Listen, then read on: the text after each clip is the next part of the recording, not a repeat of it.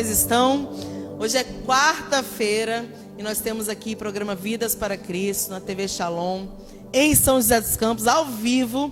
E hoje eu estou com uma amiga querida, uma intercessora, uma missionária, uma mulher de Deus, cheia da presença do Senhor, que é a Fernanda Espolodório. Seja bem-vinda. Uma alegria ter você aqui de novo, né? Segunda vez já.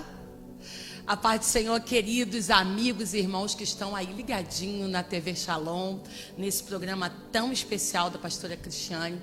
É uma honra voltar a essa casa, voltar a esse programa, que tem sido abençoador, agregador às nossas vidas. Todas as quarta-feiras à noite, nós estamos recebendo pão quentinho do céu, através desse programa tão abençoado. Vidas para Cristo. Glória a Deus. E antes dela começar, já fica aí, já compartilha com alguém essa live, esse programa. E nós vamos orar. E ela vai estar aqui ministrando aquilo que o Senhor já colocou no seu coração. Já fala com Deus nessa hora, enquanto a gente estiver orando aqui. Senhor, fala comigo. E Deus, o mesmo Espírito Santo que está aqui conosco, Ele vai falar ao seu coração. Trazer cura, restauração, entendimento, libertação para a sua vida. O Senhor sabe o que você precisa. E Ele é poderoso para fazer muito além daquilo que você imagina aí. Vamos orar então? Pai, nós te agradecemos, Senhor, por essa oportunidade de podermos falar do Teu nome, de Te adorar, de Te exaltar, de engrandecer ao Senhor, Pai. Obrigada, Senhor, por essa porta aberta, por esse programa, Senhor, por tudo que o Senhor tem feito através de nós, meu Senhor, neste lugar, por todas as pessoas que têm vindo aqui. Hoje está aqui a Tua serva, a Tua ungida, Senhor, abençoa, Deus, e usa ela poderosamente, Pai. Enquanto ela faz aqui, Senhor, essa obra, Pai, fala aos corações, liberta cativos, Pai, restaura vidas, faz o que Te apraz, Senhor, e ao mesmo tempo trabalha nas causas da Tua filha, meu Senhor, em nome de Jesus. Eu creio assim, que enquanto nós fazemos pelo Senhor, o Senhor também peleja as nossas pelejas, meu Senhor. Pai amado, Pai querido, obrigada por tudo, fica à vontade. Tudo aqui, Senhor, é para a glória do Teu nome, e assim nós Te agradecemos. Amém. Amém. Fica à vontade, deixa Deus Glória te a usar. Deus. Abra comigo a tua Bíblia, você que pode. No livro de Apocalipse, capítulo 22, nós vamos ler o versículo 12 até o versículo 14. Nessa noite, nós vamos falar um pouquinho sobre o tempo de vigilância, porque Jesus está às portas. Diz assim a palavra do Senhor em Apocalipse, capítulo 22, o último capítulo da Bíblia Sagrada. A partir do versículo 12, diz assim: Eis que cedo venho, e o meu galardão está comigo, para dar a cada um segundo as suas obras. Eu sou o Alfa e o Ômega, o princípio e o fim, o primeiro e o derradeiro. Bem-aventurados aqueles que lavam as suas vestiduras no sangue do Cordeiro, para que lhes assista o direito à árvore da vida e entre na cidade pelas portas. Nós observamos esta palavra em especial, escrita pelo apóstolo João, e nós entendemos que nesse último capítulo da Bíblia Sagrada, ele termina com um anúncio solene: eis que cedo venho. Essa não é uma ameaça, mas um chamado urgente à vigilância. O relógio profético de Deus continua avançando. O mundo se prepara para grandes acontecimentos, mas a igreja precisa preparar-se para encontrar-se com o noivo. Hoje, Deus procura homens, mulheres, jovens, crianças, anciões, que estejam em vigilância, cheias do Espírito Santo e comprometidos com a sua palavra. Observamos que quem espera Jesus vive diferente de quem apenas acredita que Ele existe. Por quê? Porque quem espera Jesus vive uma vida de esperança, entendendo que em breve o Senhor limpará dos seus olhos toda lágrima, que o lugar que Ele preparou para mim e para você não haverá dor, não haverá sofrimento, não haverá escassez, não haverá mudanças climáticas, né, que há poucos dias atrás deixaram o país em um estado de alerta, porque um vento trouxe destruição em quase todos os estados daqui do lado da região sudeste. Então nós observamos que aquele que espera se preparando, como uma noiva para um casamento, se prepara adequadamente para a volta do Rei Jesus. Nós observamos que no livro de Provérbios, capítulo 4, versículo 23, diz assim: sobre tudo que se deve guardar, guarde o seu coração. Quando nós falamos de uma igreja que aguarda a vinda do Senhor, a primeira coisa que nós precisamos observar é que a vigilância começa no coração. Nós entendemos que quando se fala de guardar o coração, está dizendo, nos levando à compreensão que a maior batalha espiritual acontece dentro dos nossos corações. Foi assim com Eva, foi assim com Judas, foi assim com Ananias e Safira. Por quê? Porque antes da queda existir, nas atitudes que eles tiveram, ela aconteceu nas intenções do coração. Então, a igreja, o homem, a mulher vigilante, ela vigia com os seus pensamentos, ela vigia com as suas emoções, ela vigia com as suas palavras, ela vigia no seu relacionamento e na sua comunhão com Deus. Então, quando o proverbista, ele diz, sobre tudo que se deve guardar, guarde o seu coração, ele está dizendo, olha, o seu coração não é a morada do mundo, o seu coração não é a morada do inimigo, o seu coração é terra fértil, é um espaço que tem que ser preenchido pelo Espírito Santo de Deus. Então, antes de tomada de decisões, antes de falar alguma coisa, antes de fazer planos, convide o Senhor para guiar e conduzir o seu coração nas suas escolhas, porque nós sabemos que antes da queda de Eva, de Judas traindo o mestre, né? Eva, porque foi o primeiro personagem bíblico que experimentou a tentação, e naquele momento de sedução, né, quando ela estava sendo apresentada a uma árvore mais atraente, a algo mais chamativo e talvez até mais delicioso ao paladar, porque era isso que a serpente estava apresentando para ela, naquele momento de sedução, ela se rende.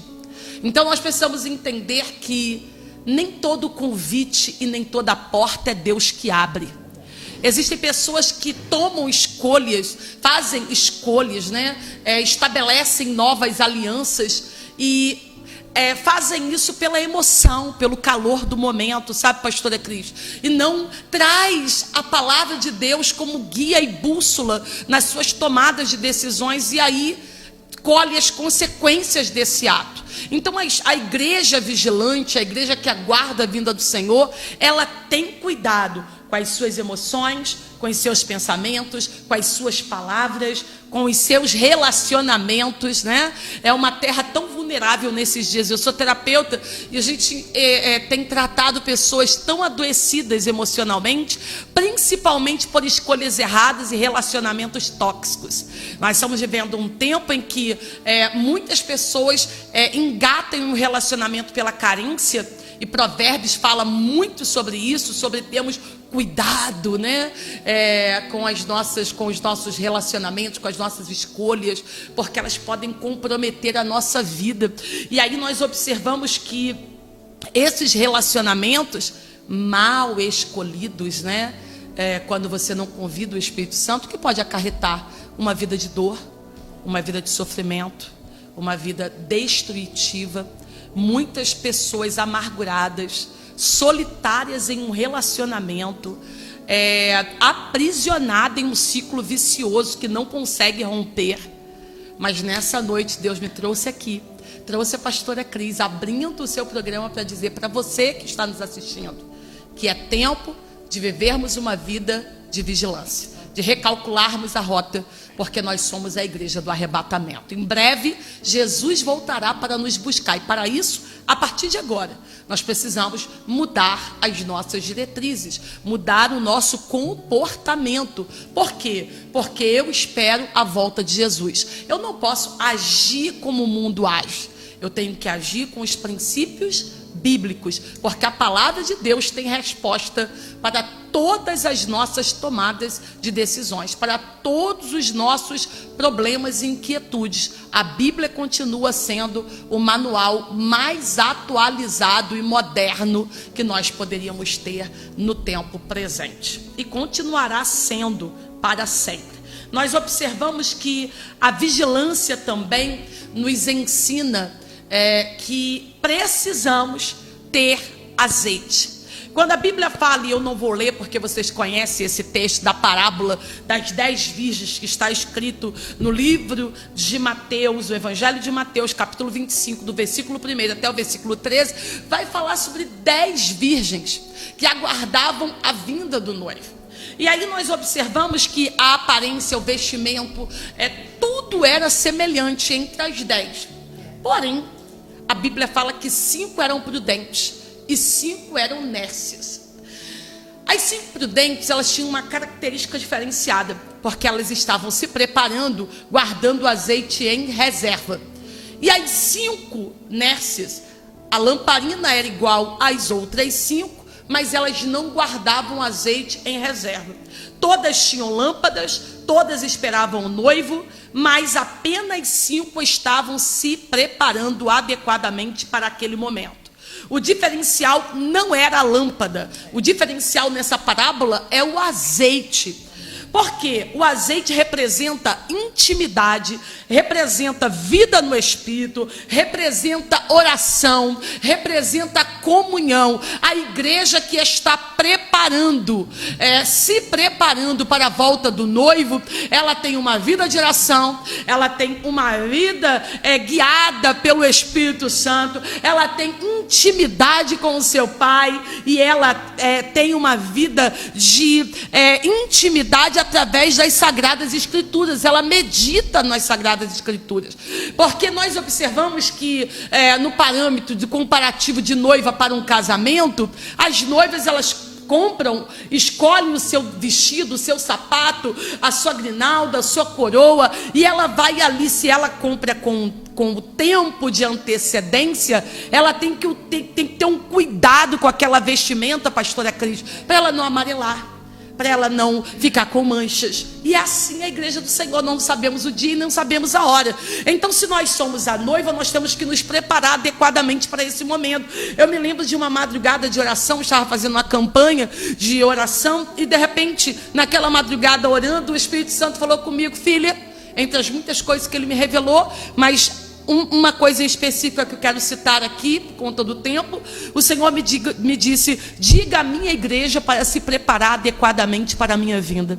E eu levei um susto, porque quando se fala de igreja, a gente já tem essa visão de que a igreja está se preparando, de que a igreja está buscando, mas nós estamos nos moldando com os padrões da terra, nós estamos gostando demais da terra, e nós esquecemos muitas das vezes que aqui nós somos peregrinos, que estamos de passagem. Nós não podemos seguir os padrões do mundo, porque há um padrão celestial para a igreja que aguarda o arrebatamento, que aguarda a vinda do Rei Jesus. Então nós temos que tirar, nós que somos donas de casa, sabemos que quando a roupa está guardada há muito tempo, pode dar mofo, pode dar mancha, pode ficar amarelado, né? Então nós temos que tirar a roupa, colocar no sol, para ser exposto, para refrigerar ali, ganhar vida, né? Ficar com a sua cor vitalizada. E é assim a palavra de Deus, ela é o sol da justiça. Quando nós nos expomos a essa palavra,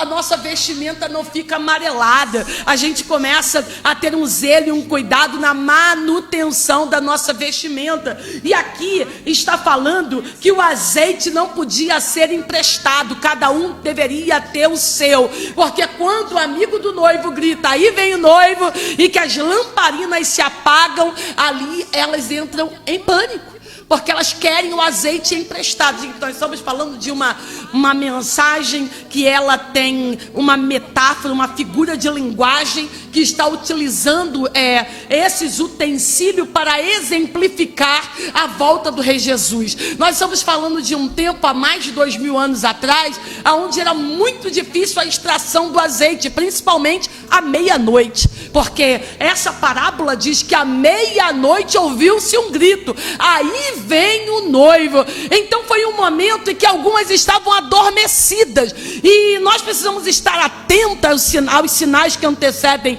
a volta de Jesus, porque nós não sabemos o momento exato em que ele vai voltar, e nós temos por hábito, muitas das vezes, terceirizar. Amanhã eu faço, amanhã eu oro, amanhã eu começo a me consagrar, aí eu vou colocar a minha vida em ordem, amanhã, depois de amanhã, semana que vem, mês que vem eu começo a jejuar, eu começo a orar, e a gente vai terceirizando e colocando em segundo plano aquilo que não pode ficar em segundo plano na nossa vida. Precisamos entender que o céu é real, e é para lá que nós estamos nos preparando para ir, e se nós estamos nos preparando para ir, não podemos terceirizar aquilo que é prioritário, porque a Bíblia diz: buscai primeiro o reino de Deus e a sua justiça, e as demais coisas vos serão acrescentadas. Então nós observamos que cada mulher precisa buscar a sua própria presença, cada homem precisa buscar a presença de Deus, cada jovem, adolescente, criança precisa ter a sua comunhão, a sua vida com o Senhor, e isso é individual, é particular, é você com Deus, e ninguém pode fazer por você. Gente, azeite apagado, a lamparina sem azeite, lamparina apagada. Nós estamos falando de um cenário que está sendo descrita em Israel.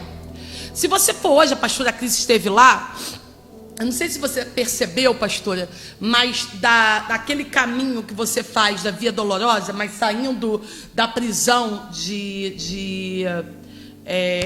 aonde Jesus ficou, foi o lugar onde eu fiquei mais chocada, porque ele tem que ficar entre aquelas pedras e ser jogado daquele buraco ali, porque não tinha escada para ele descer, ferido depois de ser escoteado, de passar por tudo que ele passou.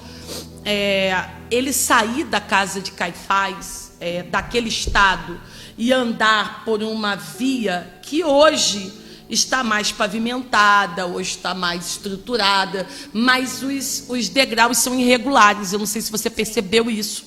Foi uma das coisas que me chamou a atenção. E eu fiquei imaginando, à meia-noite, só na casa da prensa que poderia se encontrar o azeite. Na casa da prensa, o percurso até lá era longe.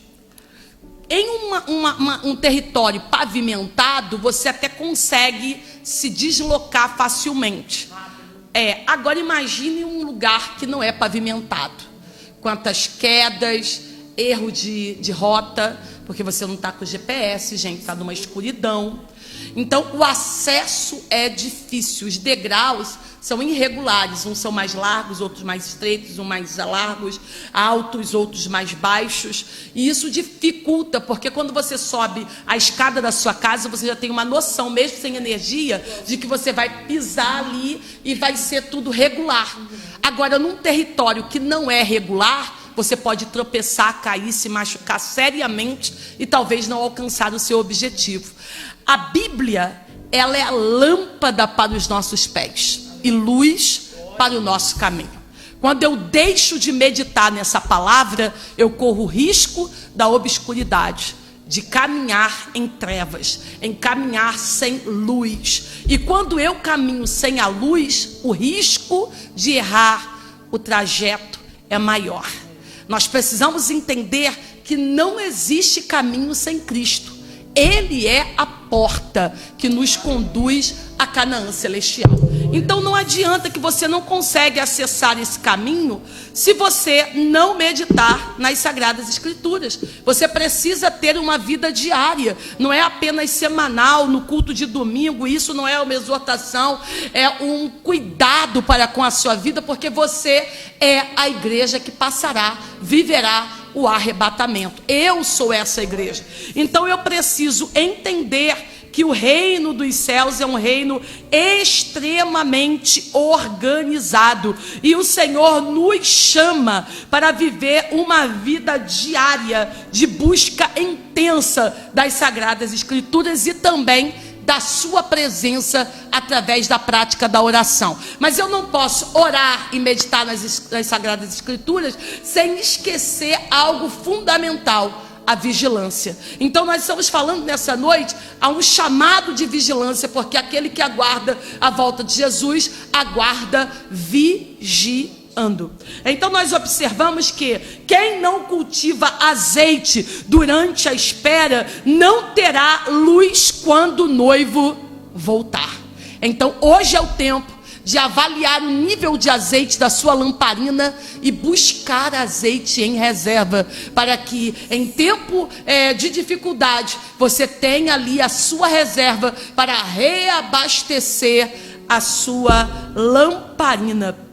Nós precisamos entender que esse azeite, ele precisa ser renovado continuamente, né? Porque nós estamos vivendo esse tempo, um tempo que nós estamos sempre dando, principalmente a liderança, né, pastora Cris? Eu tenho sido perguntada constantemente por que tantos líderes estão adoecendo, pessoas que são proeminentes, que têm uma boa palavra, que têm, sabe, uma visibilidade muito grande, que têm muitas responsabilidades, mas em dados momentos eu observo que alguns deixam de reabastecer o azeite, porque quando eu começo a viver tão intensamente as minhas atribuições diárias, muitas das vezes eu deixo uma área vulnerável, e muitas das vezes essa área de vulnerabilidade é a nossa vida espiritual.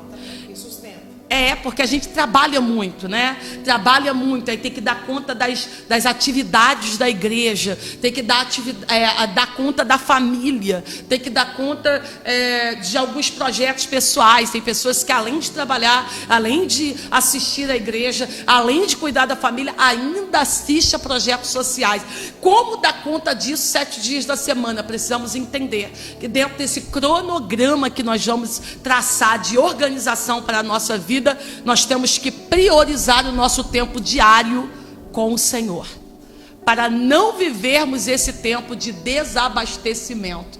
Porque quando acontece greve de combustível, né, a população fica sempre atônita, porque fica com medo de ficar sem combustível.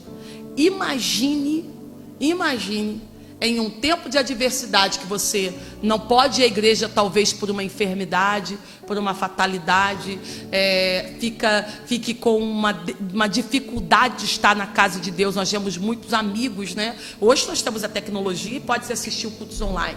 Mas e quando não podia? Igrejas que não têm culto online, e territórios, bairros, cidadezinhas que ainda não têm uma boa internet, né, que ainda é internet a rádio, ou nem pega de tempo em tempo. E aí, o que fazer para se reabastecer? Nós precisamos buscar essa comunhão hoje, termos diariamente um tempo de oração, um tempo de leitura das Sagradas Escrituras, buscar a escola bíblica dominical, que é a maior e melhor escola teológica gratuita de acessibilidade à igreja do Senhor Jesus Cristo. Buscarmos, né, ter esse tempo com Deus. Eu sempre falo para os internos lá da comunidade, como vocês, uma boa parte sabe, eu trabalho na comunidade Alma Esperança, uma assistente social, como responsável técnico, e eu sempre falo com eles que eles precisam fazer algo a mais para Deus, sabe? O que já está programado é muito fácil. É muito fácil a gente estar no culto de terça, no culto de domingo, estar na tarde com Deus na quarta-feira. Mas o que nós estamos fazendo quando a luz da igreja apaga, quando o som é desligado? É justamente ali que nós temos que desenvolver a nossa intimidade com o Senhor. Então, nessa noite, o nosso pedido, né? o nosso alerta é que você busque esse tempo de intimidade para com o Senhor. A Bíblia nos ensina que a vida de vigilância significa também viver uma vida de santidade. O apóstolo Pedro, em 1 Pedro capítulo 1, versículo 15 e 16, vai falar, né? Sede santo, como santo é o vosso Pai que está nos céus. Apocalipse capítulo 22 fala sobre lavar as vestes. E lavar as vestes representam a nossa vida diária com Deus. Vivemos em um tempo que relativamos o pecado, porque estamos no tempo da graça, então tudo é permitido. E aí usamos aquele pretexto fajuta, dizendo que o Senhor sabe que foi a minha carne, Ele já conhece a minha estrutura e sabe que eu sou pecador. É aquela síndrome de Adão. É a mulher que tu me deste, sempre dando um pretexto ao invés de assumir a sua vulnerabilidade, o seu pecado, o seu erro, e dizer: Senhor, eu me prostro diante do seu altar, eu me rendo diante do seu altar, eu confesso as minhas debilidades. Essa área aqui está sujinha, eu preciso limpar, eu preciso me purificar, eu preciso de transformação e mudança. Nessa noite o Espírito Santo me traz desse momento de reflexão, nesse programa tão abençoado, para te dizer que você precisa fazer uma introspecção, porque santidade não significa perfeição, significa separação. Aquele que busca um viver santo, ele sabe que ele pode cometer falhas, que ele pode cometer erros, porém, ele tem uma vida de separação. Ele não pode permanecer no erro, ele não pode permanecer pecando. Ele precisa se prostrar diante do Senhor, reconhecer a sua vulnerabilidade e mudar a sua conduta. Se há alguma dificuldade em alguma área da sua vida nessa noite, o Espírito Santo te convida e me convida a fazer uma oração e escolher Cristo todos os dias. Se há alguma área da sua vida que te aprisiona com o pecado, você pode nessa noite escolher perdoar, escolher orar, escolher fechar as portas para o pecado, escolher vigiar com os seus olhos, escolher vigiar com a sua língua, escolher vigiar com os seus pensamentos, porque nós entendemos que precisamos viver uma vida de santidade. E eu volto a dizer: quem espera o céu não negocia santidade na terra. Quem espera o céu não negocia santidade na terra. Precisamos entender que o Senhor nos chama para viver uma vida de santificação. Nós somos um povo separado, escolhido, propriedade exclusiva de Deus.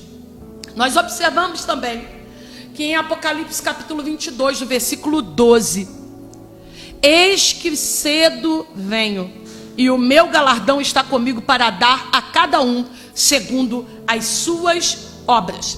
Deus nunca se esquece uma oração feita em lágrima, uma madrugada de joelho, um filho apresentado diante do altar, uma renúncia silenciosa, um serviço feito sem aplausos. Talvez ninguém te veja, mas Deus está te vendo e há um galardão te esperando. Quando eu olho para essa palavra, né, que é aquilo que o mundo ignora, Deus recompensa, eu me lembro de uma experiência pessoal que eu vivi há muitos anos atrás, quando eu estava com 18 anos. Foi no ano da minha conversão, foi 2 meses antes da minha conversão, quando meu irmão, Marcos Vinícius, ele acordou de um sonho, chorando muito. E eu estava no quarto ao lado, eu fui ao encontro dele, porque ele chorava muito. E aquilo chamou a atenção. Meu pai levantou, minha mãe levantou, eu me levantei e ele começou a dizer: eu vi. E eu disse: eu vi o quê? Ele falou assim: eu estava numa praça, a praça do nosso bairro, e de repente uma bola de fogo se apresentou no centro daquela praça. E quando eu olhei para a minha frente, tirei os meus olhos da bola de fogo, as pessoas que estavam na praça estavam deitadas no chão como se estivessem adormecidas. E ele disse que, em lágrimas, chorando, entenda, ele nunca leu a Bíblia. Ele nunca foi a uma igreja. Eu era a única na minha casa que ia frequentemente à igreja e que tentava, muitas vezes, aceitava Jesus e não conseguia me firmar, e aí retrocedia. E desde os 4 anos tive acesso à Bíblia, já li a Bíblia Sagrada todos os dias, como um livro cabeceira. Eu tinha muita curiosidade acerca da palavra de Deus, como parte da minha família era cristã. Então eu fui apresentada ao Evangelho dessa maneira pelos meus familiares, por parte materna, mas o meu irmão não. Meu irmão nunca teve acesso à Bíblia, nunca foi à igreja e cresceu longe dos caminhos do Senhor. E naquela madrugada, ele falou que saía uma voz muito forte daquela bola de fogo e dizia as seguintes palavras. Na frente dele, toda aquela população que estava naquela praça estava deitada no chão, como se tivesse adormecido. E ele começou a dizer, olha, sem nunca ter aberto a Bíblia Sagrada. Eu vou repetir as palavras que ele disse. Nanda, porque eu perguntei a ele, o que saía dessa voz? Eu fiquei assim um pouco impressionada por conta das emoções que ele expressava, chorando muito. E ele disse, eu vi um novo céu e uma nova terra, porque já o primeiro céu e a primeira terra se passaram, e o mar já não existia, e eu vi a cidade santa, a Nova Jerusalém, que de Deus descia do céu, linda como uma noiva preparada para o seu marido. E ouvi uma grande voz do céu que dizia, eis aqui o tabernáculo de Deus com os homens, pois com eles habitarei, e eles serão o meu povo, e eu serei o seu Deus. Quando ele falou isso, eu corri no meu quarto, peguei a minha Bíblia e fui procurar, porque naquela época eu estava lendo muito livro de Apocalipse. E esses 3 versículos que eu citei aqui estão descritos em Apocalipse capítulo 21, 1, 2 e 3. E daquela bola de fogo saía uma voz que dizia isso. Porém, quando ele piscou os olhos, ele já não estava mais naquela praça. Ele estava em uma cidade vazia. E quando ele chegou nessa cidade vazia, naquele sonho, os paralelepípedos da cidade, segundo a fala dele, eram amarelos e brilhavam. Meu irmão nunca leu que no céu as ruas serão de ouro. E ele olhava para uma cidade vazia, com uma quantidade que ele não conseguiu enumerar, de casas vazias. E os muros dessa casa eram um material diferente, porque ele disse que era um material transparente. E ele não sabe que os muros são de jaspe. E jaspe é uma pedra que ela é um pouco transparente. E ele andava e aquela bola de fogo ia conduzindo ele e foi até uma fonte cuja água brilhava. E ele olhou para aquela água e ele ficou maravilhado. Ele falou, Fernanda, é uma cidade linda e eu não queria sair de lá. E ele dizendo isso, chorando em lágrimas. E eu fiquei atemorizado. Eu falei, Senhor, ele está falando da Nova Jerusalém, ele está dizendo sobre Apocalipse, e ele disse, como é que eu posso fazer para voltar para essa cidade? Porque aquela voz disse que eu vou receber um galardão segundo as minhas obras. O que é galardão, gente? Ele nunca foi crente. Eu não estou falando de alguém que conhecia uma linguagem bíblica, que tivesse acesso ao Evangelho. Eu estou dizendo de alguém que nunca teve acesso ao Evangelho, à palavra de Deus, que nunca foi à igreja. Então eu disse, olha, eu estou desviada, mas eu sei que para entrar nesta cidade você tem que aceitar Jesus Cristo. Aí eu quero aceitar Jesus, como é que eu faço para aceitar? Agora, como uma ímpia, uma pessoa que estava desviada poderia fazer o apelo para alguém que quer aceitar Jesus. Eu disse, vai hoje para a igreja, corre na igreja, aceita Jesus, porque o teu nome vai ser escrito no livro da vida e você vai ter acesso a essa cidade quando o Senhor voltar para arrebatar a sua igreja. E ele disse, tá bom, eu quero ir para a igreja. Durante aquele dia Cris, ele ficou chorando e querendo, insistindo, porque ele queria ir para a igreja, ele queria ir para o culto, mas meu pai não era crente, minha mãe não era crente. Eu já me preparei, à noite eu já fui para o culto. Quando eu olhei para trás, o meu irmão estava chegando na igreja também. Quando a pastora começou a perguntar quem está aqui pela primeira vez, ele levantou a mão. Depois ela perguntou quem não é crente, ele levantou a mão. Quando ela pergunta novamente quem quer aceitar Jesus, ele levanta a mão chorando e corre lá para o altar. E quando ele chega no altar, ela diz: na sua cabeça tem uma bola de fogo, e nessa bola sai uma voz dizendo: e eis que vi um novo céu e uma nova terra. Olha, irmãos, eu não sei se você crê que o céu é real, mas eu me esforço todos os dias para ir para lá, porque um mês depois o meu irmão junto comigo sofreu um acidente automobilístico, e o que eu não sabia é que ele naquela madrugada morreria, mas antes de morrer nos meus braços, eu já tinha entregado a minha vida ao Senhor. Não teve pregador, não teve missionário, não teve evangelista, eu mesmo fiz a minha confissão pública naquela madrugada. E aí eu falei: Senhor, ele te aceitou, desde então ele tem uma vida diferente, mas Senhor, será que ele está contigo?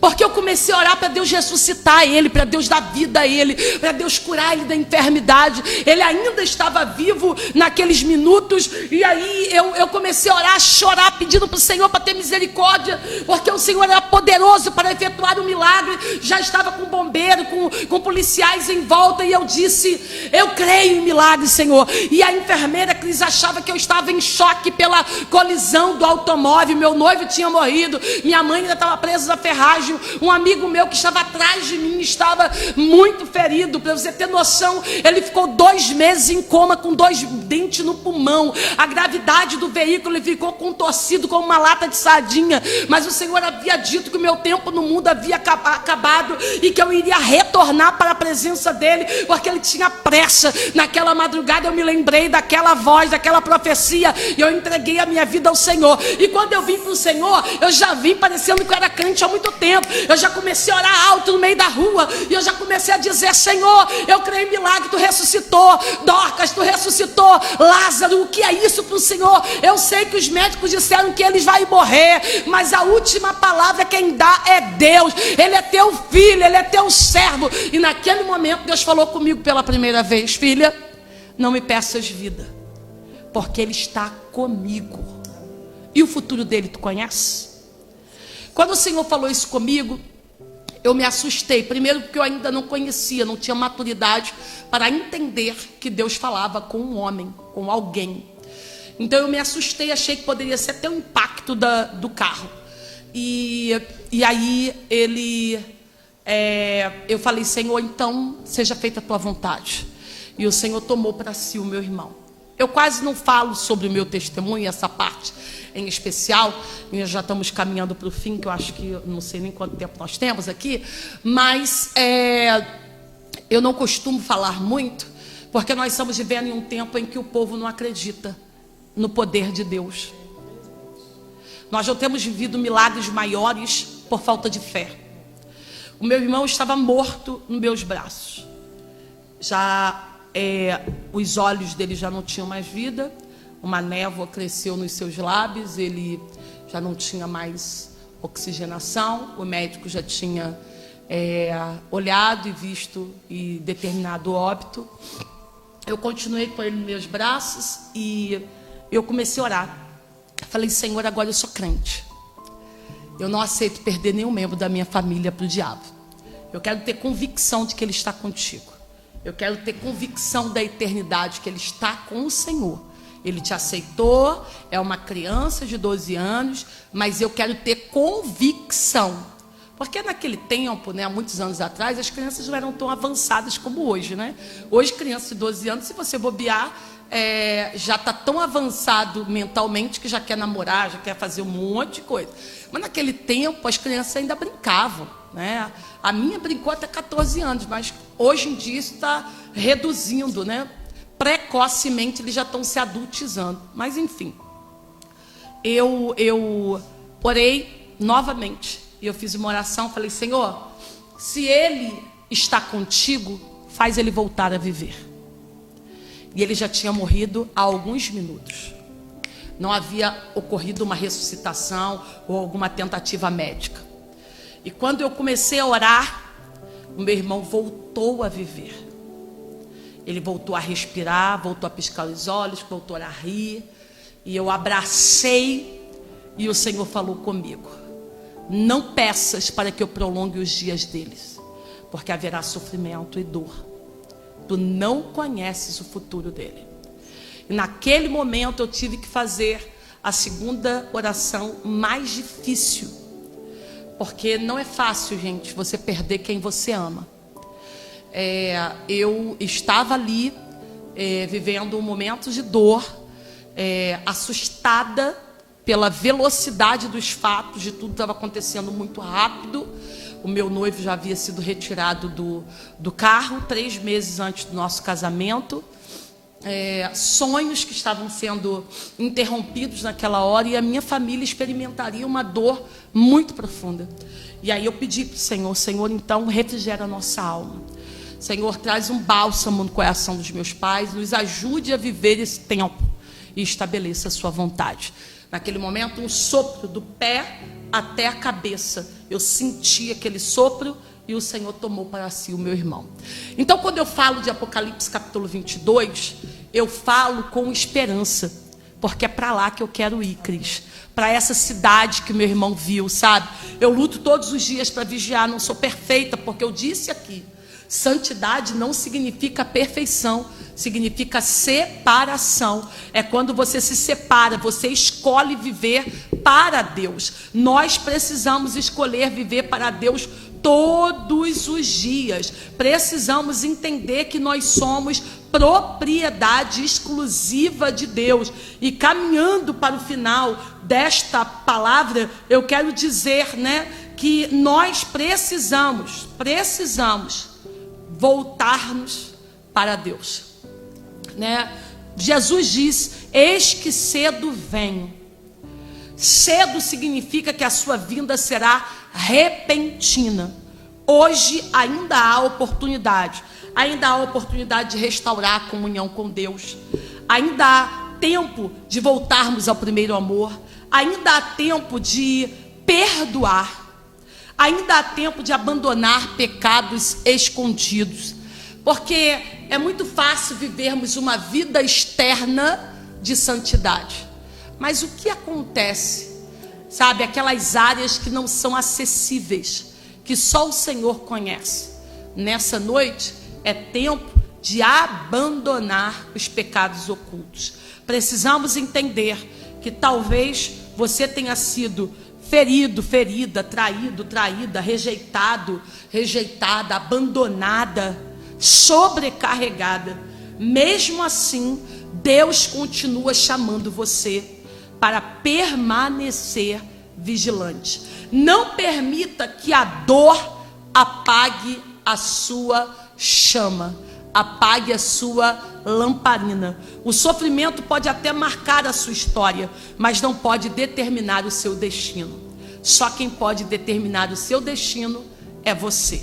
Você está no comando da sua vida. Então as suas escolhas trarão consequências eternas. Então você não pode usar a desculpa de uma dor, de uma traição, de uma decepção para se afastar do Senhor. O tempo é chegado e a hora é agora de você correr para os braços do Pai. E eu quero te fazer um convite nessa hora, um chamado à vigilância, porque Jesus continua dizendo na noite desse dia: eis que cedo venho. Nós não sabemos o dia, não sabemos a hora, mas sabemos quem prometeu que voltará. Ele voltará, e quando Cristo vier, que ele encontre a sua igreja acordada, que a encontre mulheres e homens cheios do Espírito Santo, mulheres e homens que não trocaram o altar pelo palco, que não trocaram a presença pela aparência e que não desistiram da sua fé.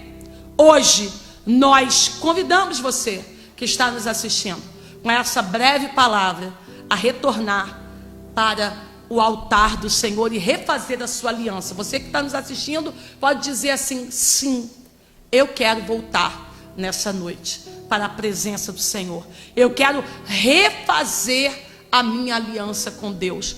Eu quero voltar ao primeiro amor. Eu quero voltar para uma vida de oração. Eu quero voltar a orar como eu orava antes. Eu quero voltar para os estudos das Sagradas Escrituras. Eu quero voltar novamente a lavar as minhas vestes no sangue do Cordeiro. Eu quero assumir uma postura de vigilância até a volta do Senhor Jesus. Em Lucas capítulo 18, versículo 8, diz assim: quando, porém, vier o Filho do Homem, achará fé na terra? A pergunta é: quando ele voltar, como ele nos encontrará? A vigilância de hoje determina a eternidade de amanhã. Nós entendemos que não podemos nos distrair com nada desse mundo. Quem espera o noivo cuida das suas vestes todos os dias. A intimidade construída no secreto sustenta a fidelidade em público. Nós entendemos que Jesus não procura servos perfeitos, mas homens e mulheres perseverantes e vigilantes. Não basta apenas conhecer a profecia da volta de Jesus. É preciso viver preparado para o cumprimento desta profecia. A geração que vigia não será surpreendida, ela será recebida pelo Rei da Glória. Então, Cris, essa foi a palavra que o Espírito Santo nessa noite colocou no meu coração. E eu desejei compartilhar com vocês, porque eu trabalho intensamente com as pessoas que estão em situação de rua, que estão lá na nossa instituição, em tratamento da dependência química, pregando esse evangelho e dizendo: Jesus está voltando, o Rei está às portas. Prepare-se, igreja, porque em breve a trombeta vai tocar. Glória a Deus. Que palavra tremenda, porque hoje, no tempo que nós vivemos, você estava ministrando e eu pensando na Bíblia antiga, no Antigo Testamento, que o povo, Deus tinha todas as promessas para o povo, separou um povo, abençoou um povo, mas eles sempre queriam se parecer com os outros povos, E não é diferente hoje. E hoje, dentro das igrejas também em geral, numa forma bem geral mesmo, não se ouve muito falar no céu, na salvação, na santidade. É mais a bênção, a chave, toma, E isso tem esfriado as pessoas. Não só isso, As tantas, como diz a palavra, a iniquidade aumentando, o amor das pessoas esfriando. Mas também porque não é ensinado mais isso. Não é instigado no coração essa vontade de estar lá. Igual você falou, eu tenho vontade de estar lá no céu que o meu irmão viu. Ou seja, hoje é muito raro você ouvir uma pregação como essa que a gente ouviu hoje. É muito raro você ouvir sobre desejar o céu. Na maioria dos lugares que eu vou, eu passo, é muito raro. E na verdade, o Senhor nos salvou para que a gente possa chegar nesse lugar, Nos alcançou para a gente chegar nesse lugar. E não sozinhos, com muitas outras pessoas. Então, assim, achei muito boa a palavra, bem apropriada para os tempos que a gente vive, Nós estamos observando também, através até da facilidade da tecnologia, ter acesso ao que está acontecendo no mundo. Sim. A Nigéria, pastores e crentes morrendo por não negar a Jesus. Que lindo, E a facilidade que nós temos no Brasil, nós somos muito abençoados. Sim. Nós temos igrejas abertas em todos os estados. Eu estava vindo para cá escutando uma pregação de um pastor do Rio Grande do Sul, dizendo que o Rio Grande do Sul é uma das regiões do Brasil com menor índice de cristãos. Então nós precisamos, nós que aguardamos a volta de Jesus, pregar esse evangelho e fazer missões nesses lugares onde o acesso ainda é precário. Irmos nas valadas, nos morros. Eu tenho dedicado a minha vida, Cris, a ir, a não esquecer a minha origem, da onde Deus me tirou, sabe? Do Rio de Janeiro. Eu vou anualmente num congresso de missões do Rio, eu subo o Complexo Alemão, eu vou evangelizar esse público, que as pessoas têm medo de chegar. Eu não me acomodo de deixar de evangelizar nas ruas, de ir até as pessoas em situação de rua, que estão extremamente vulneráveis. Nós temos visto um número crescente de desviados. Eu posso até ousar a dizer que 10 pessoas abordadas, 6 a 7 são desviados da igreja. E nós estamos observando um número crescente de obreiros desviados, pastores desviados, presbíteros, evangelistas. E quem Deus está esperando se levantar para pregoar esse evangelho e dizer que Jesus está às portas? Sim. Nós, a igreja. Né? Nós precisamos sair da zona de conforto. Sim. Sabe? E ir para as ruas, ir para os hospitais, declarar cura àqueles que estão enfermos, porque essa palavra foi liberada a nós. Ir até as prisões. Tem tantas pessoas ali dentro, carentes, sedentos, que estão aguardando o seu julgamento, que são inocentes até. Alguns deles foram presos inocentemente. Sim. E que precisam da igreja do Senhor. Nós precisamos alcançar os adolescentes, as crianças, sabe? Enquanto há tempo, enquanto é dia, precisamos trabalhar incansavelmente e preparar essa geração. Eu escutei algo vindo para cá desse pastor que me marcou. Ele disse: nós não estamos preparando a geração futura, porque nós estamos lutando as guerras deles. Então, aquela geração de irmãs de círculo de ação, de pastores que estavam ali incansavelmente, sabe, fazendo visita, fazendo os trabalhos, diáconos, evangelistas, mulheres, né, vocacionadas e direcionadas por Deus, que saíam em campo. Essa geração está morrendo. E nós precisamos nos despertar, porque Deus está levantando essa geração, a minha geração, a sua geração, para sequenciar essa obra. Nós estamos pegando esse bastão e não podemos largar o arado. Precisamos sequenciar essa obra e pregar esse evangelho em tempo e fora de tempo. Eu sou apaixonada por Jesus, gente. E vi no programa que o tema é Vidas para Cristo. Amém. Eu não posso dizer não nunca. Amém. Porque está falando de vidas que terão encontro, terão acesso pelas redes sociais a essa palavra, e que serão tocados, alcançados e poderão também ter encontro com Deus através das redes sociais. Amém. Em nome de Jesus, eu creio nisso.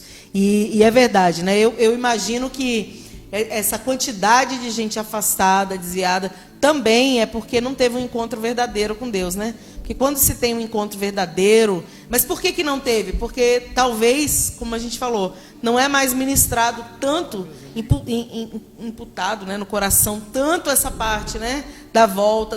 Fica muito nisso das bênçãos só terrenas.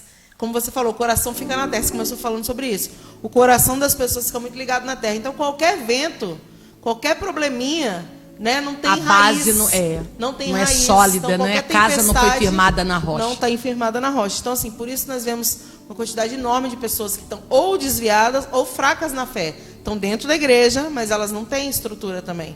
Qualquer coisa que acontece abala, né? Então, eu acredito que uma parcela de culpa disso é esse desvirtuar do que realmente tem que ser ministrado, né? Ensinado, enfim, em geral, na terra. Poucas pessoas pregam sobre santidade, sobre salvação, né? Sobre reconciliar com Deus. E numa grande maioria, é o que eu disse aqui, é muita bênção da terra e pouca bênção do céu, né? É o que se ministra. Nós precisamos incentivar essa geração a ler a Bíblia. Também. Ler a Bíblia. Nós temos tido a alegria de toda quarta-feira, a líder da Tarde com Deus, a pastora Michele Ferreira, ela sempre tira um período de oração do joelho, para que essa geração nova entenda e tenha prazer na oração.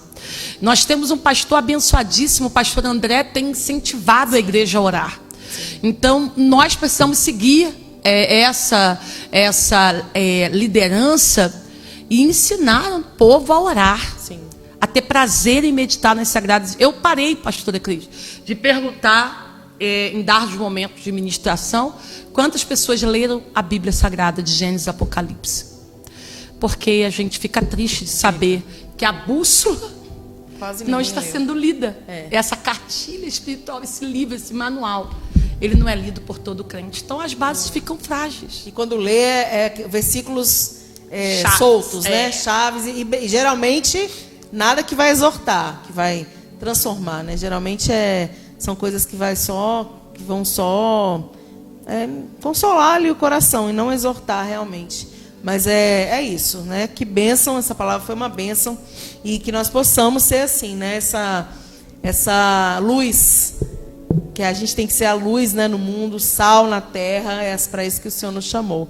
Que a gente possa ser assim, que o Senhor continue conosco aí, nos usando na terra, usando você, Fernanda, né? Estamos acabando já, para a glória do nome dele, né? Você é uma ferramenta de Deus e amém. Que bênção, que bênção. Fico feliz de ver, né, as coisas que o Senhor usa você para fazer. E eu creio também muito assim, sabe?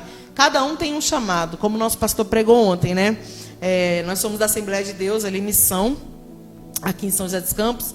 E o pastor André ontem ministrou no culto da terça-feira algo que fala muito sobre isso. Cada um tem as obras, né? Aqui no final, aqui onde a Fernanda leu, a missionária Fernanda leu, fala assim, ó, que o Senhor dará a cada um segundo a sua obra, né? O meu galardão está comigo para dar a cada um segundo a sua obra. Ou seja, cada um tem os seus talentos, né, que foram entregues. Cada um tem o seu chamado, cada um tem os seus lugares onde o Senhor colocou você para estar. Não significa que você não pode granjear outros talentos, que você não pode ir em outros lugares, né? Que você não possa alcançar outros públicos. Não significa isso. Mas o Senhor estabelece pessoas específicas para lugares específicos. Eu acredito assim, né? Não é todo mundo que vai ter uma obra de ministrar, por exemplo, na prisão. Pode todos irem uma vez? Pode. Mas eu não creio assim que é um chamado específico, sabe? Aquela coisa.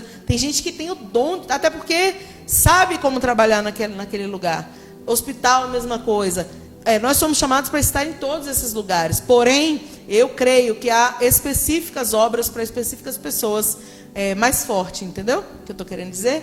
E o Senhor vai cobrar a gente, foi o que o pastor ministrou ontem também lá na igreja, segundo o que ele entregou para a nossa vida. Então, assim, eu achei muito interessante, e calhou muito também com o que a Fernanda está falando aqui, né? Em uma outra parte, que a gente não tem que querer ser como o outro, mas também a gente não tem que se diminuir por não fazer, né? A gente tem que fazer aquilo que toda a notoriedade que aquele outro tem, né? Exatamente. A gente tem assim, veio na sua mão para fazer, faça de todo o seu coração, de toda a sua força, porque é isso que o Senhor espera de nós. Ele abriu uma porta, abriu uma oportunidade, veio do céu para a sua vida. Vai lá, prega, fala, alcança almas, né? Liberta os cativos. Isaías 61, cumpre ali, naquele lugar, naquele momento que o Senhor proporcionou para a sua vida. É isso que eu quero dizer. Pegando um gancho nisso que a Cris falou, nós precisamos entender que o ide pregai, né? Ide pregai o evangelho a toda criatura, é uma ordem do Senhor para toda a igreja que vai morar no céu. Porém, esse chamado, como a pastora explicou agora, ele pode ser você pregando no anonimato, com o seu testemunho pessoal, com a sua vida diária com Deus, porque ela é a maior carta lida. Eu me lembro que quando os meus pais aceitaram Jesus Cristo, 23 dias depois da minha conversão, eles aceitaram Jesus e a pastora perguntou: o que vocês vieram fazer na igreja? Eles disseram: eu vim aceitar o Jesus que a minha filha serve.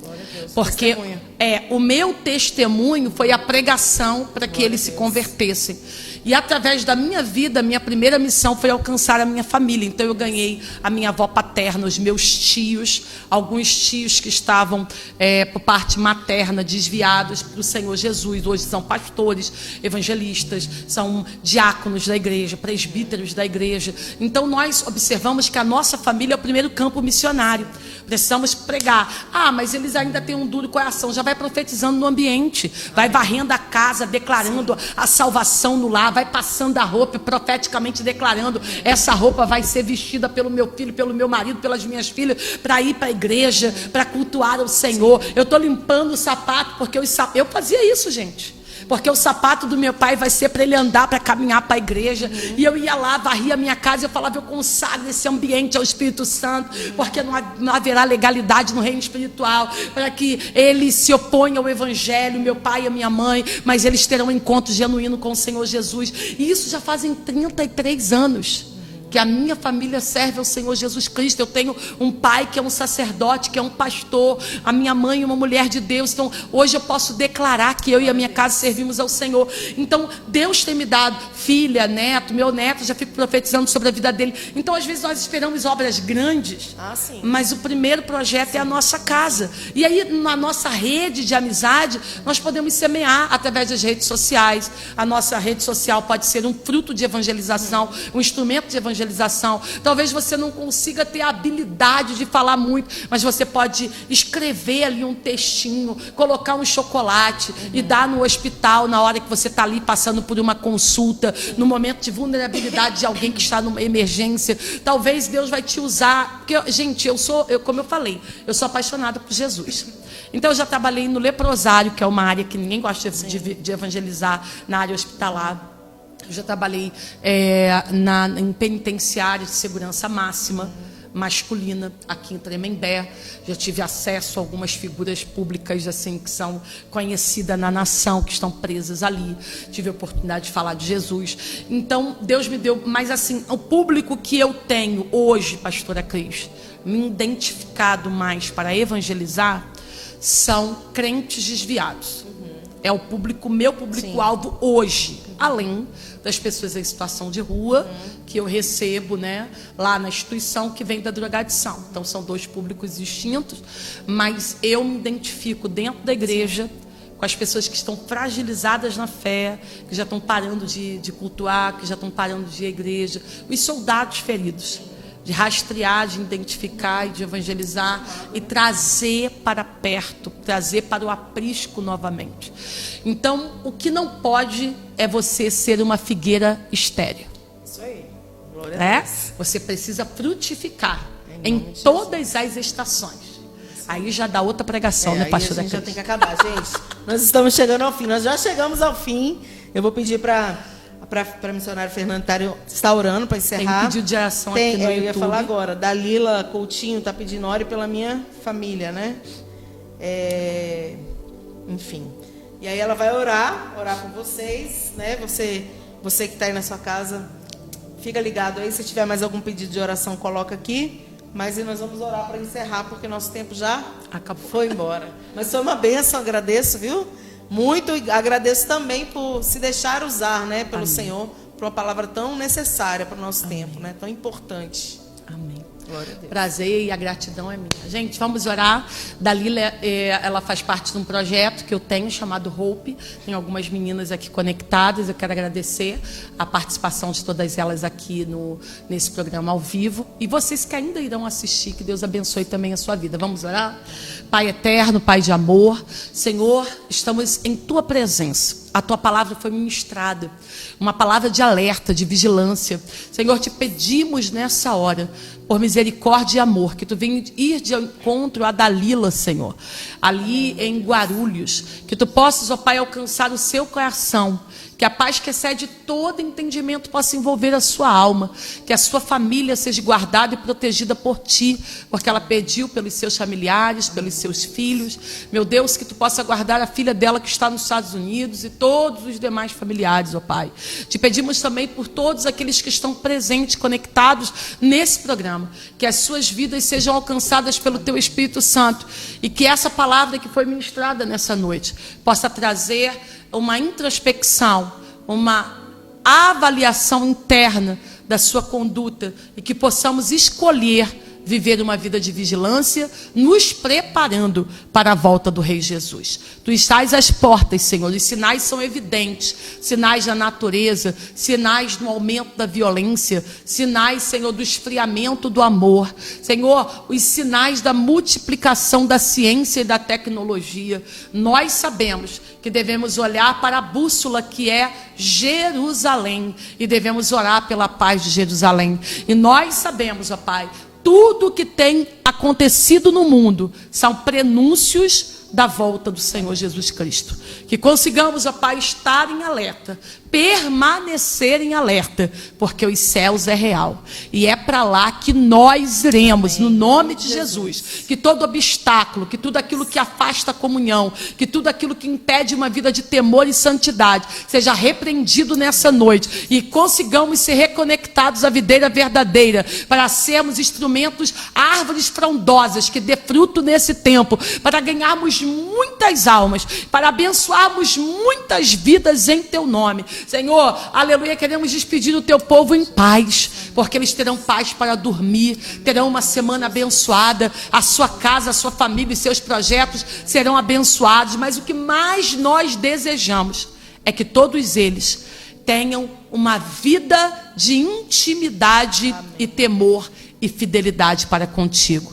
Que vivam uma vida de obediência à sua palavra. Nós pedimos a Deus que tu venhas abençoar a pastora Cris, que venha abençoar esse programa, que venha abençoar a TV Shalom, para que milhares de pessoas sejam conectadas e alcançadas para a glória do seu santo nome. Abençoe todos aqueles que vão assistir e declare, Senhor, a bênção que eles necessitam para esse tempo, no nome de Jesus. Amém, Senhor. Amém. Glória a Deus. Glória a Deus. Glória e a assim Jesus. nós encerramos.